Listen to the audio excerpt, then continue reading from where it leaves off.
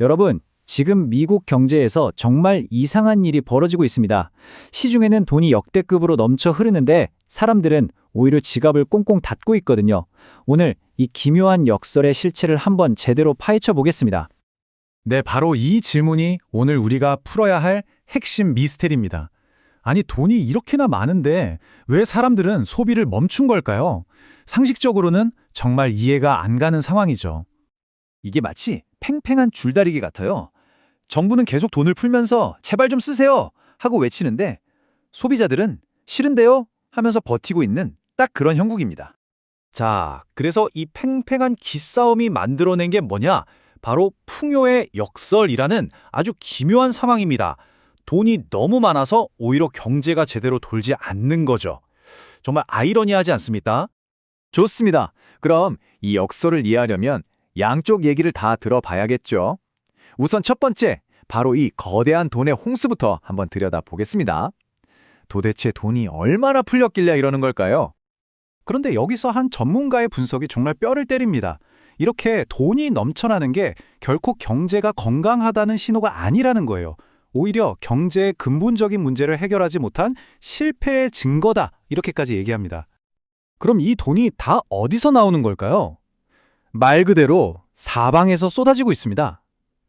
중앙은행은 계속 돈을 찍어내고 정부는 세금을 깎아주면서 사람들 주머니에 현금을 직접 꽂아주고 있죠.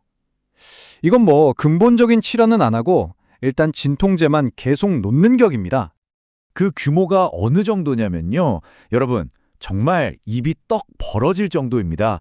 전 세계의 금융자산을 다 합치니까 무려 450조 달러. 와, 이게 감이 오시나요? 자, 그런데 더 놀라운 게 있습니다.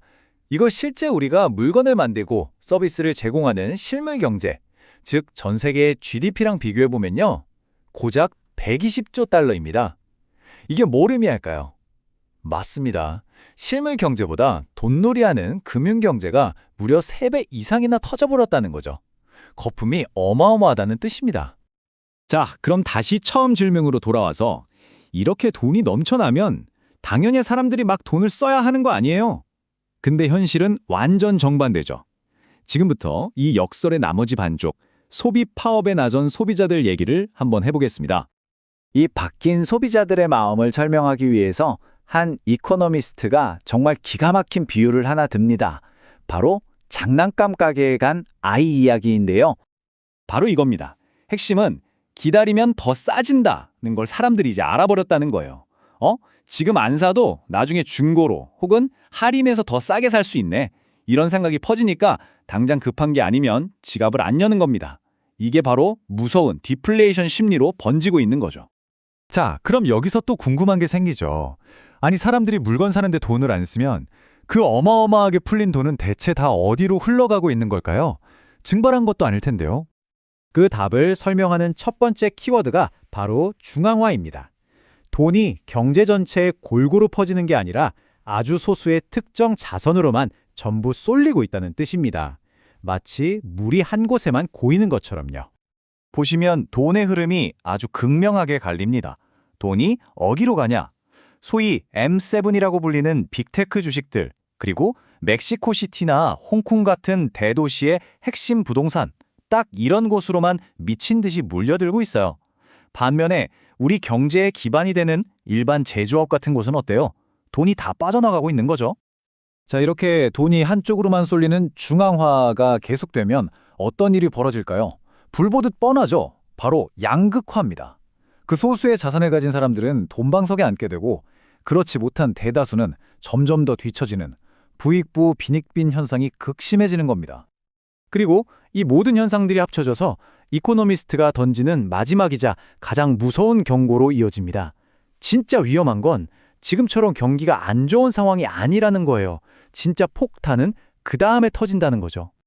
자, 한번 시나리오를 그려볼까요? 첫 번째 단계입니다. 경기가 너무 안 좋으니까 결국 중앙은행이 백기를 들고 금리를 내리기 시작합니다. 이제 다시 대출받기 쉬운 시대가 오는 거죠. 그럼 어떻게 될까요? 2단계. 그동안 꾹꾹 참아왔던 소비 심리가 마치 댐이 터지듯이 한꺼번에 폭발하는 겁니다. 지금이다 하면서 사람들이 그동안 모아놨던 현금을 들고 시장으로 뛰쳐나오는 거죠. 그리고 마지막 3단계. 이 어마어마한 소비의 쓰나미가 뭘 덮치느냐? 이미 돈이 쏠리대로 쏠려서 거품이 잔뜩 낀 자산 시장을 덮치는 겁니다. 이건 뭐 활활 타는 불에 기름을 들이붓는 기억이죠. 그 결과 겉으로 보기엔 정말 완벽한 경제가 탄생합니다. 소비는 터져나가고 성장률은 치솟고 주식시장은 연일 최고점을 찍고 너무 뜨겁지도 차갑지도 않은 완벽한 상태, 이른바 골디락스 경제처럼 보이는 거죠. 모두가 축배를 드는 순간입니다. 하지만 바로 이 순간이 전문가가 가장 위험하다고 경고하는 지점입니다. 경제가 완벽하게 회복됐다고 모두가 환호하는 바로 그 순간이야말로 가장 정신을 바짝 차려야 할 때라는 거죠.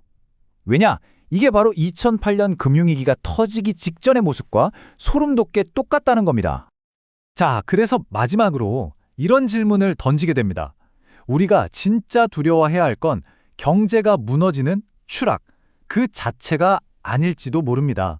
어쩌면 그 추락 직전에 오는 너무나 완벽해서 오히려 비현실적인 호황, 바로 그것이 가장 큰 위험 신호는 아닐까요?